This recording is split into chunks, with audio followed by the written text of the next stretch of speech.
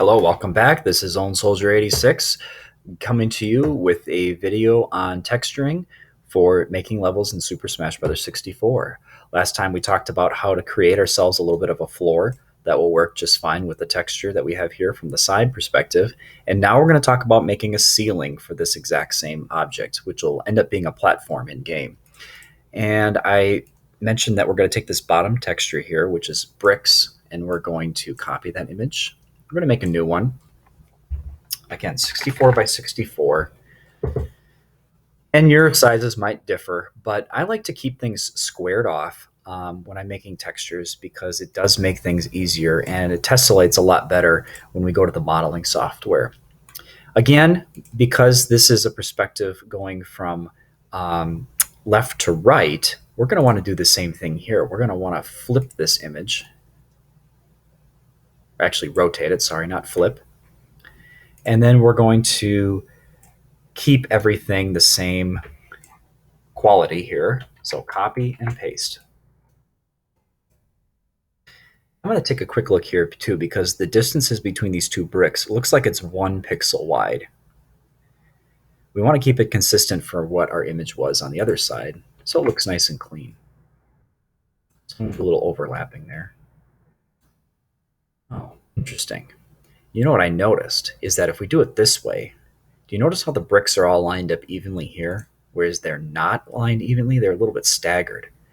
That's going to be interesting. And what I should do is edit undo, and I should account for that in these textures. So I'm going to offset it halfway. I'm really just eyeballing this right now.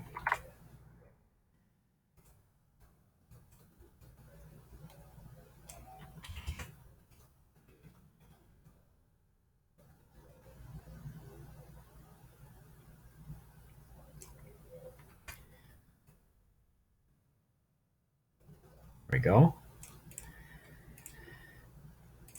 And yeah, I know there's a little extra space at the bottom here. We'll account for that in just a second. And what I can do from this is copy and paste it on the opposite side. Why don't we account for this right now?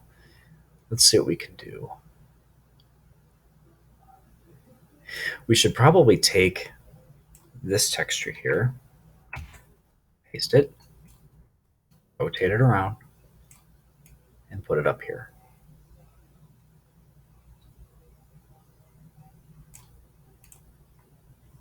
Paste it again, rotate it around, and put it up here. Looks okay. It's not perfect. Maybe it's a little big too. So you have to kind of play around a little bit with this. And yeah, I don't know if I like that very much because you can see the highlight from this brick is facing to the right, where now, as we rotated it, the highlight is facing to the left. And that makes for a little bit of confusion when you're looking at it. You know what I'll do for now is I'm going to just go ahead, copy, paste, and I'm just going to override everything that's there so it's nice and seamless.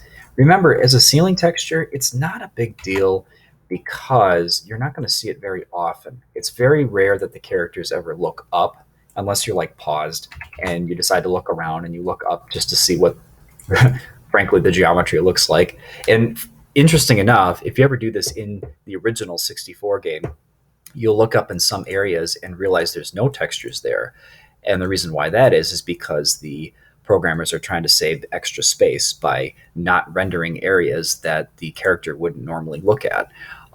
Thus why when you're doing the kind of free look camera in Smash Bros. 64, they only give you a very small angle to look at. You can't exactly turn the whole camera around to see what the other side of the level looks like because there's nothing there. The programmers were very smart to only show what can be seen in game.